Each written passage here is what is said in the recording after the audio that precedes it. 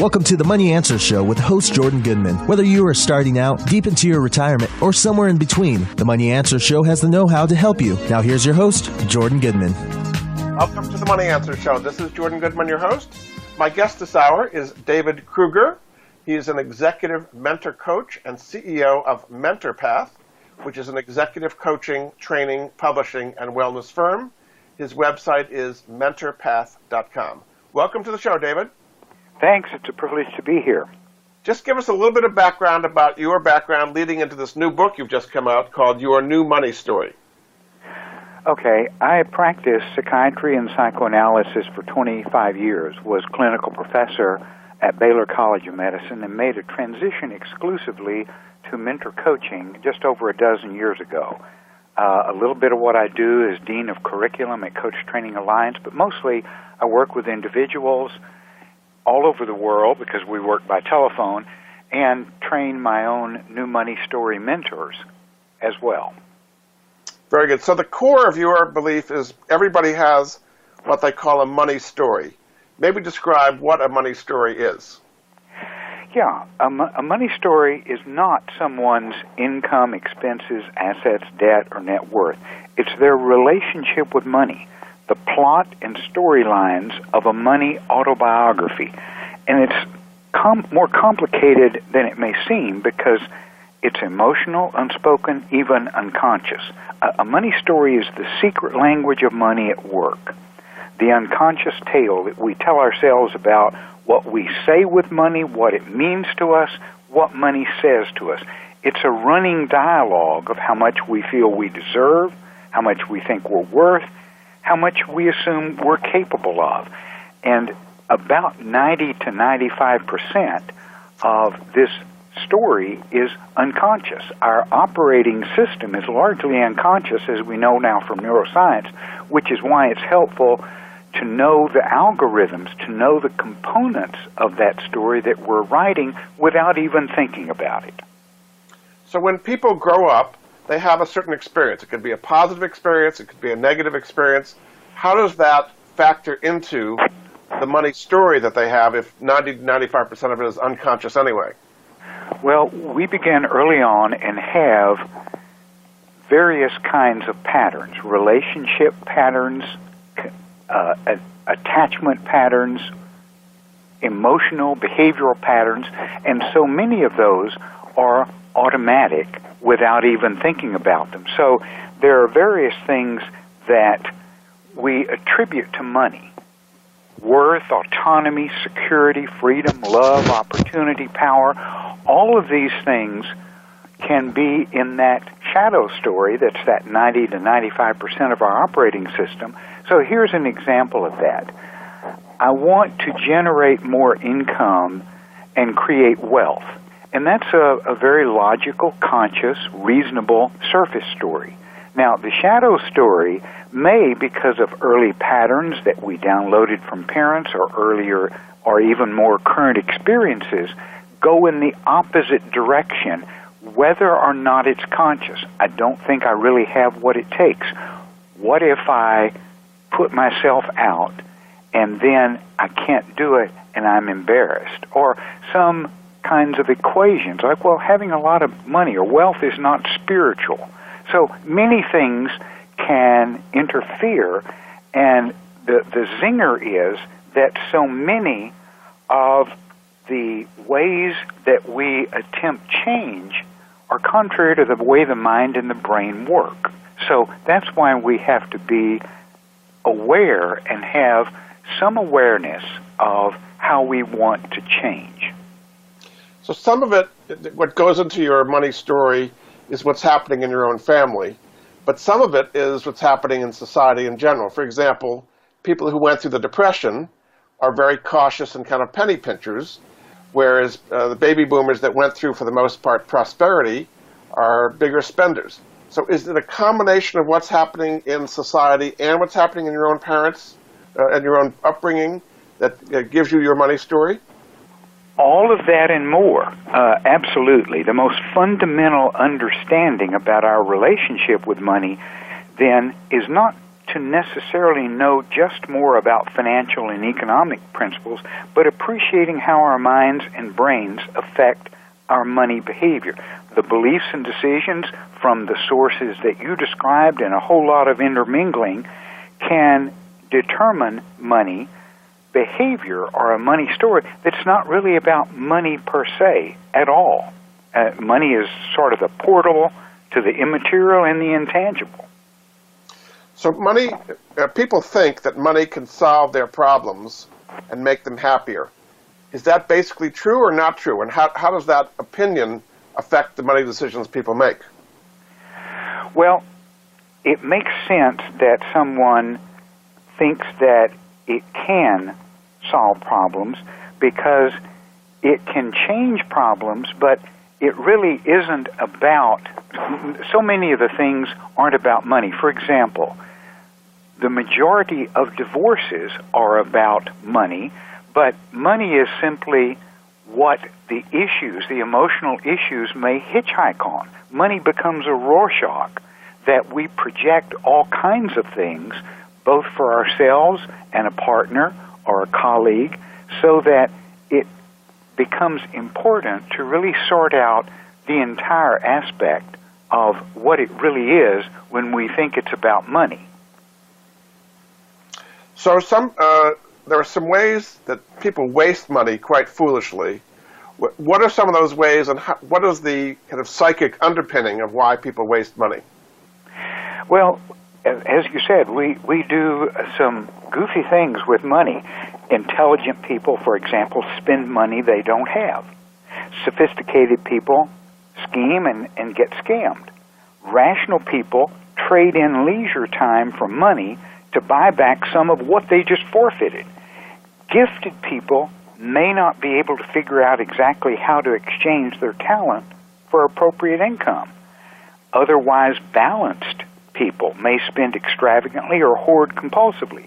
Reliable people can ignore financial matters until they snowball. People with integrity can write their own exceptions to rules about money. I'm in Houston, home of Enron, home of Sanford, and those are just two of many. Well, you lived through it then, so explain the psychic underpinning of what happened with Enron. I mean, it was a great story. I guess everybody wanted to believe it. The employees were getting all rich there, and then it all became a mirage. What are the psychic underpinnings of how Enron was able to get away with it? Well, one thing that happens, and this is something that I'm exploring and beginning to do research and writing on now, is how to handle extreme success. When someone has phenomenal success, they may lose the grounding that they have in the principles that brought them there, because it's a different matter to manage extreme success, such as wealth, such as fame, such as various accolades. I work with pro athletes and actors as well as executives who have phenomenal success. And once that happens, you enter a kind of zone where you believe you're invincible. Now, a very simple example of this. Let's get to something very simple that everyone could recognize. What we know now is that it's not the spending of money that creates the release of dopamine, the pleasure chemical, and the pleasure of the acquisition of an object. It's the anticipation of it. It's the same thing that keeps us reading a book, a novel, listening to someone. We want to know what's next. It's if you hook up some people and they go to a slot machine, the spike of dopamine, the pleasure chemical, is before they ever touch the machine. So when someone goes shopping, for example, it's the anticipation of the purchase that creates dopamine. So when they actually do the purchase, it's not exactly as exciting as they thought it might be. Now, a bigger version of that is buyer's remorse. You've anticipated for a long time buying something, you actually buy it, and it's not as exciting as you thought. You've moved from the sprint system to the marathon system in your brain. So then you're much more vulnerable to buy the next thing to try to keep that going. And the same with extreme success. You do various things to keep that success and the excitement of it ever expanding. Daniel Kahneman at Princeton called it the hedonic treadmill. We get accustomed to something, such as accustomed to purchase or accustomed to success, and we have to have more of it to keep going. So when people have extreme success or fame or money or some other metric of that, they want to keep it going, and they may lose the grounding of the bounds of the usual framework of ethics or even business principles. So that's kind of a wide variation of that, but that's an example of how it's important to know the mind and brain principles behind what we do so that we can know how to self-regulate and how to create stepwise goals and to know what enough is. One kind of a research that wouldn't make a journal, but that I did with several hundred people with whom I spoke and did keynotes, is I would pass out a card, an index card, and I had 3 numbers on it. And I would ask them to put down one word or one figure answers and agree to treat it confidentially. The 3 questions were, what's the one thing that money means to you? The one word that first comes to mind. 2, what is your current annual income? And 3, what would your current annual income need to be for you to feel happy, content, not to worry about money? And of course, the number 1 was the usual range of the things that I mentioned: autonomy, worth, security, freedom, love, opportunity. Over 90% of several hundred people, and this was a wide range of economic backgrounds, basically said that it would take twice as much that they were making now for them to be happy and worry-free. And for example, somebody who was making $100,000 now thought it would take around $200,000. And in follow-up with them, the people who then moved to $200,000, their new figure was close to $400,000. So there was a trailing double. So that emphasizes, in one respect, to know what enough is, because more is not a goal. Later is not a time. When you reach it, then you can celebrate and reassess instead of being on that treadmill to always seek more, as some of the individuals most likely did who began this question. Yes, indeed. Very good. Okay, we're going to take a break. This is Jordan Goodman of the Money Answer Show. My guest this hour is David Krueger. He is an executive mentor coach and CEO of Mentor Path. He's also the author of a new book called Your New Money Story: The Beliefs, Behaviors, and Brain Science to Rewire for Wealth. You can find out more about him at his website, which is mentorpath.com. We'll be back after this. You've been listening to The Money Answer Show with Jordan Goodman. If you have a question for Jordan or his guest, please call us now at 866-472-5790. That's 866-472-5790. Now back to Jordan. Welcome back to The Money Answer Show. This is Jordan Goodman, your host. My guest this hour is David Krueger. He's an executive mentor coach and CEO of Mentor Path. You can find out more at his website, mentorpath.com, and is the author of a new book called Your New Money Story: The Beliefs, Behaviors, and Brain Science to Rewire for Wealth. Welcome back to the show, David. Thanks. Great to be here. So you were talking about this kind of wanting the new stimulus all the time, I guess you might say. If you understand what you just talked about, and how do you get off the hedonistic treadmill, I guess you say. And if you understand it, are you supposed to resist that wanting of dopamine? What are you supposed to do about it? Well, it's about regulating a state of mind. Whenever someone is spending money, then the most likely thing they're going to do next is spend more money, whether that's logging on to a shopping site online or in a store. So one way to think about that is to regulate states of mind and to pause before a purchase. There's a There's a blog at my site on 14 ways to avoid spending more. So there are some tips there, and in the book there's some lists about that. But what will be most helpful is to pause and then get grounded and centered. One way to think about it is, let me think about that and get back to it, or get back to you. That is a decision, because when you sleep on it, that changes your state, and the next day you're able to look at it in a more balanced way, because when there's an emotional decision, and that's an oversimplified way of saying there's more right brain exposure there to whatever you do, and when you're in an emotional state, your right brain, the emotional brain, can seize and hold hostage your left brain. So you make decisions that aren't necessarily reasonable or justifiable in a more balanced state. A simple example here is when we spend money, that creates a dopamine release, and the anticipation creates a pleasure. Now, credit card companies know this, and when people buy on a credit card, they spend 23% more than when they pay by cash or check, because it only activates the part of the brain that anticipates pleasure. The part of the brain that pays money, that gives up something we have, like an amputation, is a very different part of the brain. It's the pain center of the brain. So it also moves it to the abstract. And whenever we think about the abstract instead of the specific, it makes it more vague. Paying next month. Well, and then there's the optimism by, well, I'll have more next month, and I'll take care of it then. So there are a number of factors that come together that kind of help us to want to continue that state, and then we have to have an accountability for it.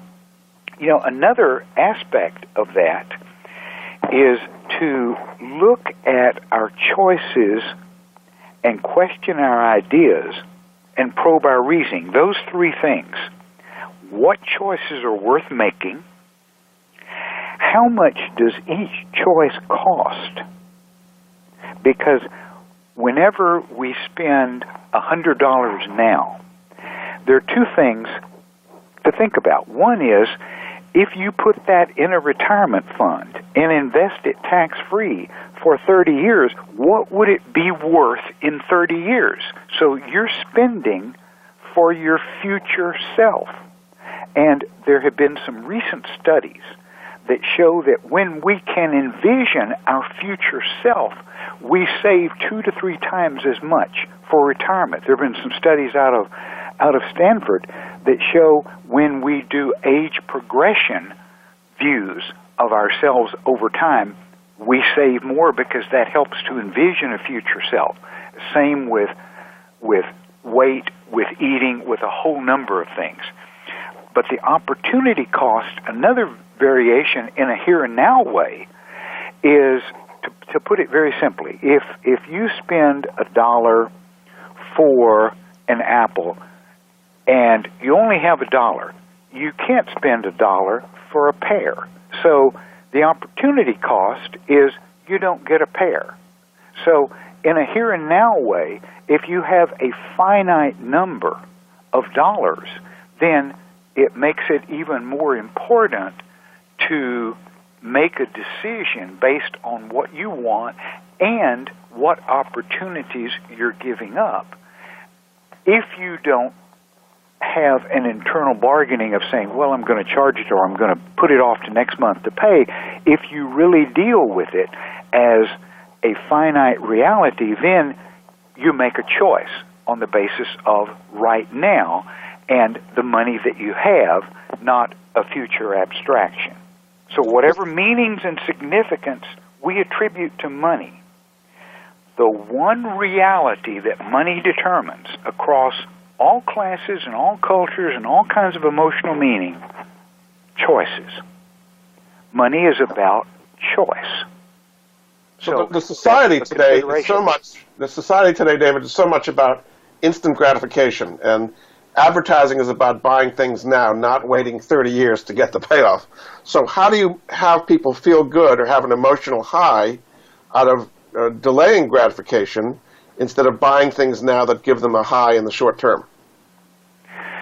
Well, one way is to envision a future self and to have a tangible reality of what that will be if you actually do the calculation of what it will be at a time in the future. There are a lot of variables that you don't know about inflation, but it makes it tangible and real and specific. You know, another is to have a specific goal in the near future that you have a purpose for each pile of money that you have. If you have a goal of traveling to a specific destination next summer, then you have a way of saving and envisioning that because it creates a vision. Whenever we envision something, it creates the same change in our brain as actually seeing it. The brain doesn't know whether you've imagined it or whether it's coming through the optic nerve. So when you have a vision, you have a very tangible and specific goal so that you have a choice point, a decision that's now or next. And here's an important principle behind this. Whenever you want to change or to create a new habit or change a habit that you have, focus on the system rather than just the goal.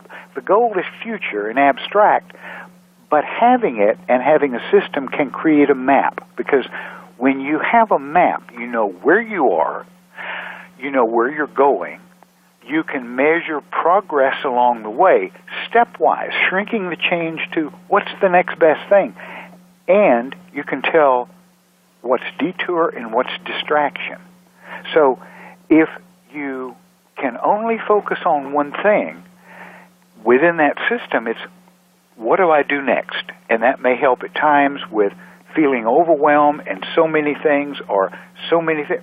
What's the next best thing? And then in one way of thinking about it, that's all we ever have to do in life is do the next best thing. It helps to have a plan and a strategy, but that system can be immensely beneficial. You talk a lot in the book about how difficult it is for people to change their habits and so on. Why is it so difficult to change when the way they're changing to makes so much sense and what they're doing now does not make sense in many cases?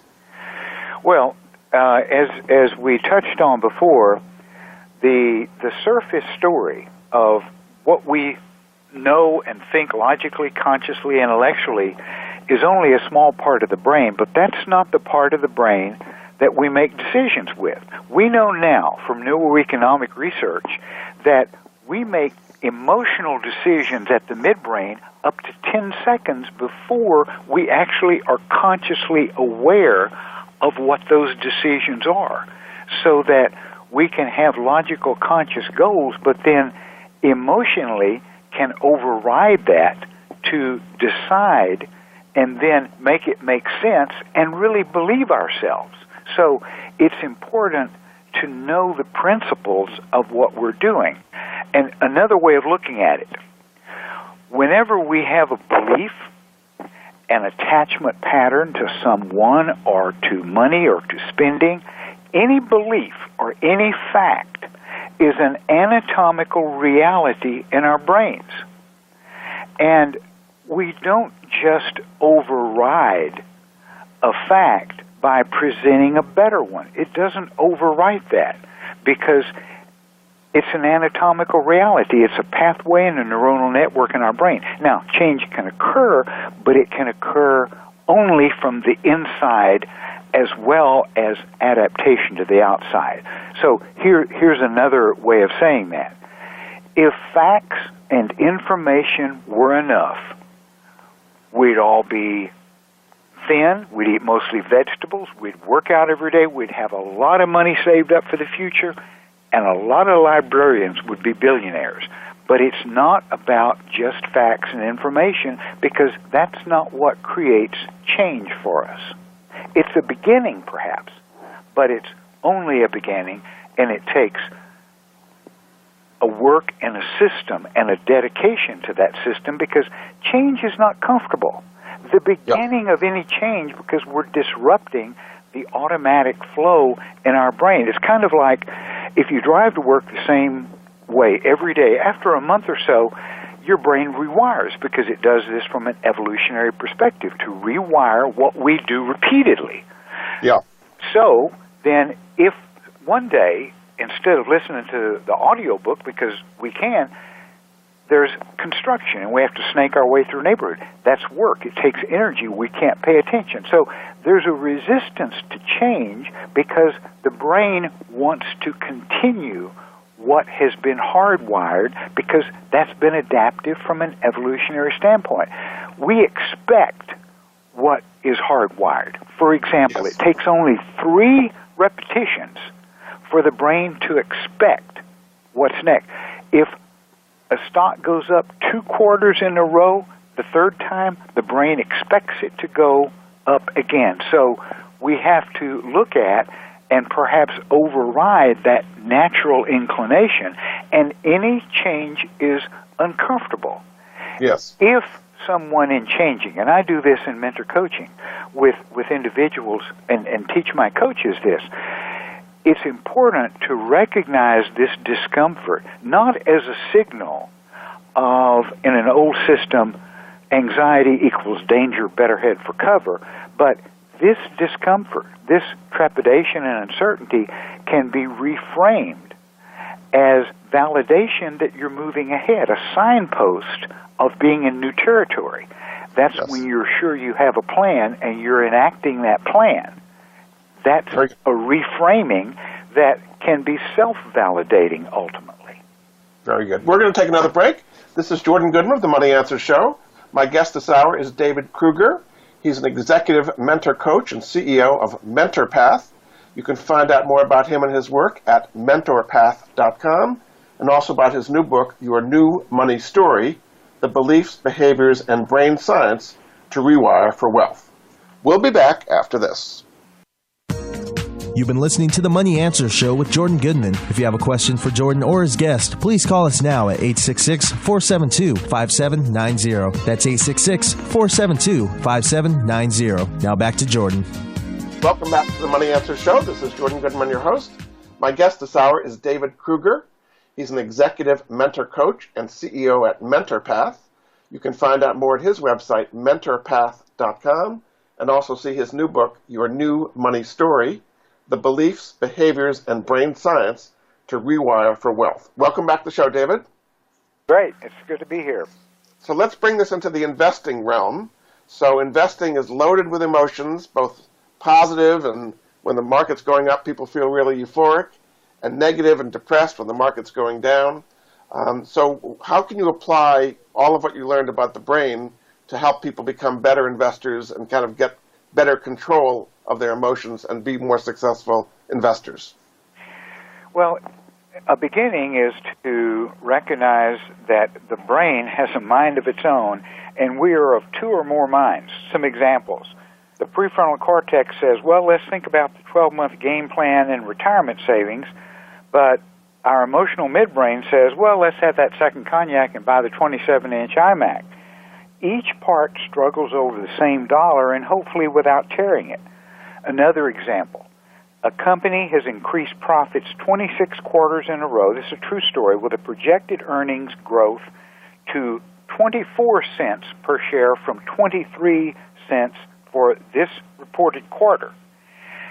They announce instead that they've only showing a profit of 22 cents, 1 cent less than before, 2 cents less than projected. They lost $1.5 billion in the next 5 minutes.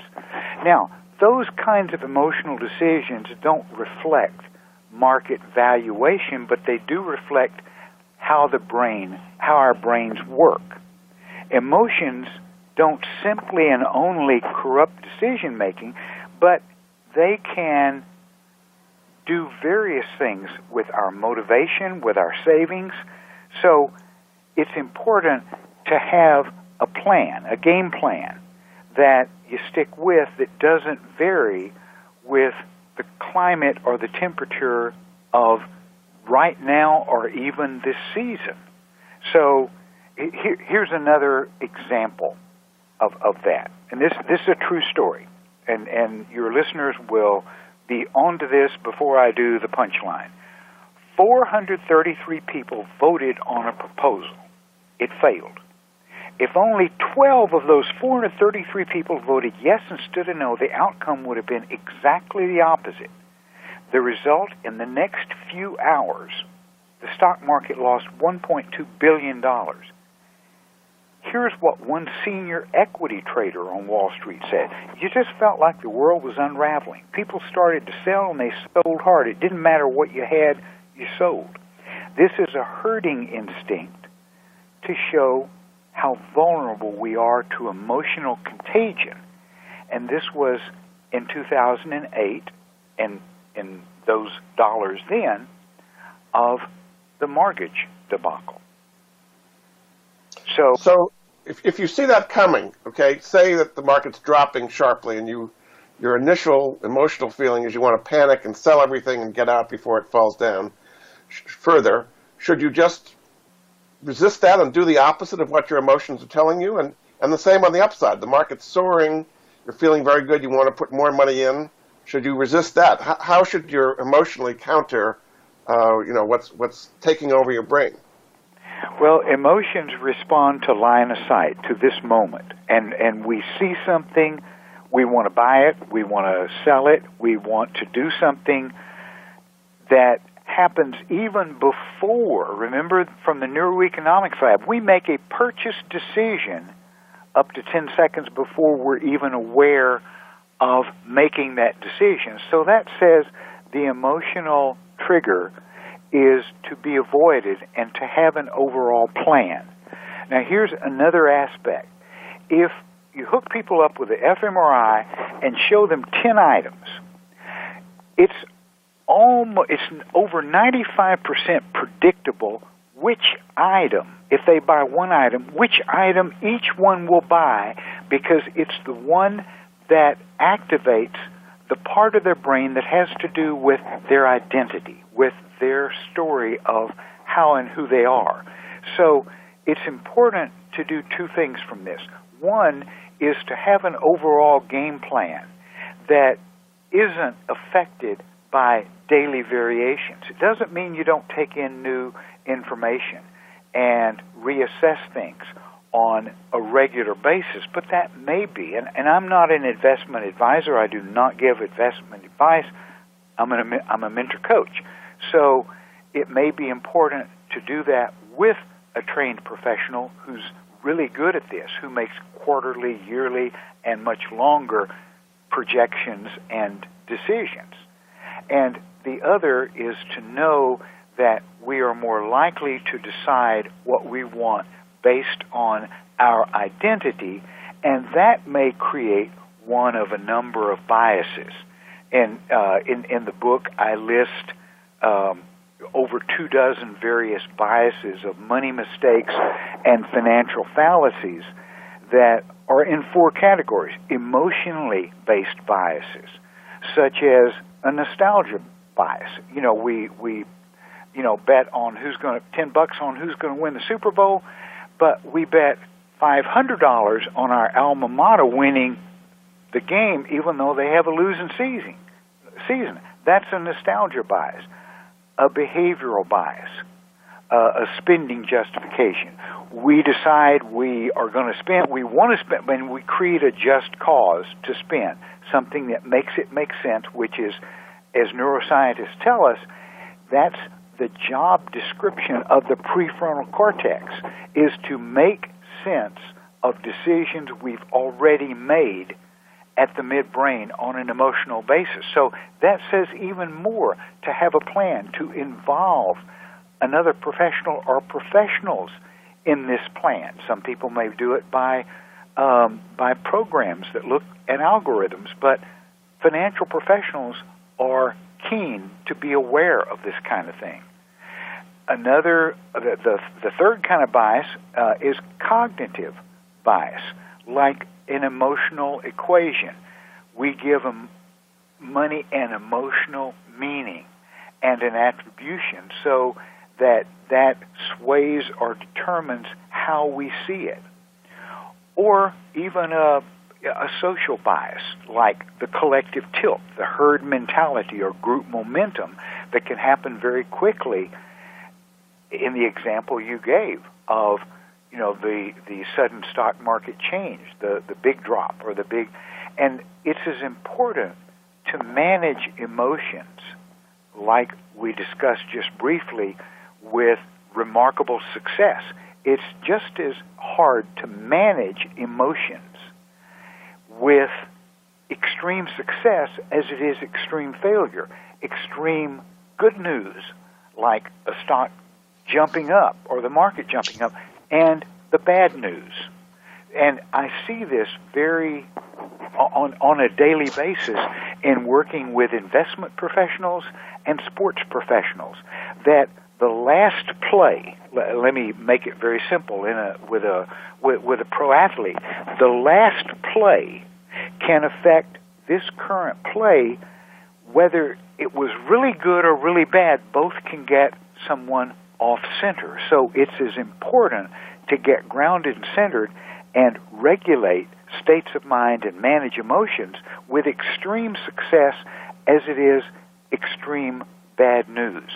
A very simple approach to this, and it's a free webinar on the home page of Mentor Path, is Master States of Mind. There's a mini system about how to do that, and a download that the readers can listen to, see what you think, and it's, I think, something that may address this question in a more elaborate way than we have time for. Very good. That'll be very helpful. Okay, we're going to take a break. This is Jordan Goodman of the Money Answer Show. My guest this hour, David Krueger, is an executive mentor coach, CEO of Mentor Path. His new book is called Your New Money Story, The Beliefs, Behaviors, and Brain Science to Rewire for Wealth. And you can find out more about him at his website, mentorpath.com. We'll be back after this. You've been listening to the Money Answer Show with Jordan Goodman. If you have a question for Jordan or his guest, please call us now at 866-472-5790. That's 866-472-5790. Now back to Jordan. Welcome back to the Money Answer Show. This is Jordan Goodman, your host. My guest this hour, David Krueger, is an executive mentor coach and CEO of Mentor Path. His new book is called Your New Money Story, The Beliefs, Behaviors, and Brain Science to Rewire for Wealth. His website, mentorpath.com. Welcome back to the show, David. Thank you. So you talk in your book about what you call the roadmap system as a way of understanding and revising your money story. Maybe explain how that works a little bit. Okay, this is a way to understand each person's relationship to money, kind of a deconstructing the algorithms of what goes into it. Remember I said whenever you want to address change, you need a system. And this is a specific system to recognize the components of a story in order to address change. One is to recognize authorship, that you're writing your money story. It's not just happening to you, from every assumption and every choice about earning, spending, and saving. Second, and the roadmap is the acronym for the 7 steps. Second, to own your story. Accountability is a prerequisite to change. And we talked about the various choices and opportunity choices about money. Third, to assess the plot and the storylines. In other words, to recognize the behaviors, the hidden messages, and the language of mind and emotion that goes into your money story. Next, decide what to change, to make informed choices about what story components to keep, to let go, to change, or to enhance.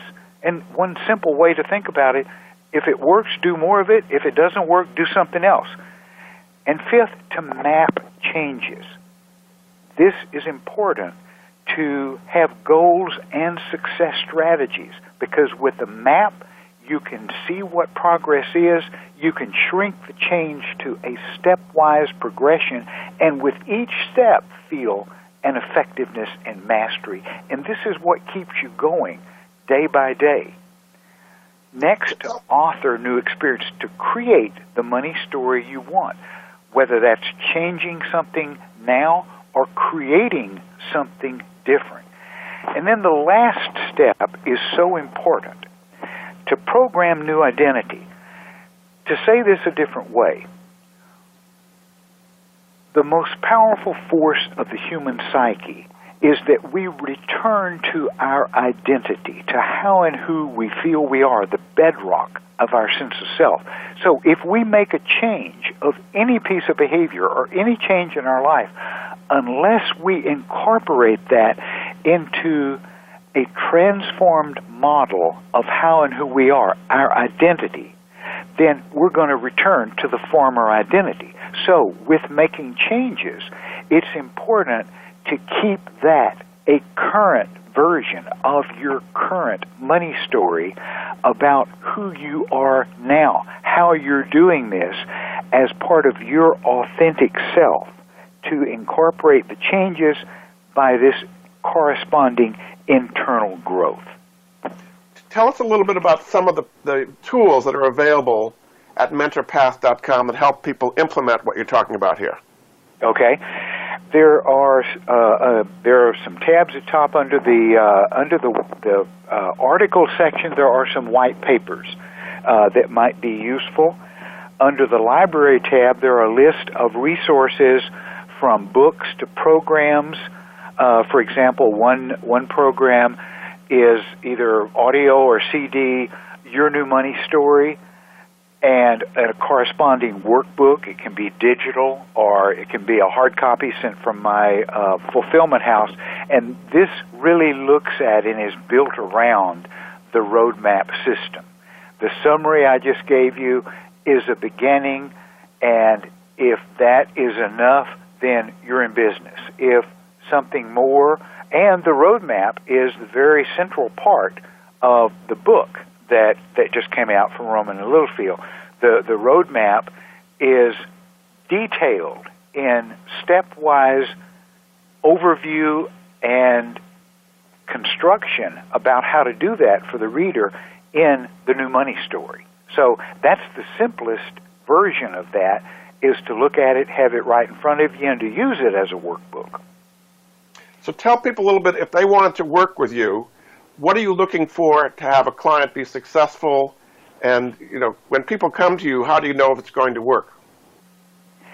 Well, as a mentor coach, I help practicing and performing professionals write the next chapter of their success story.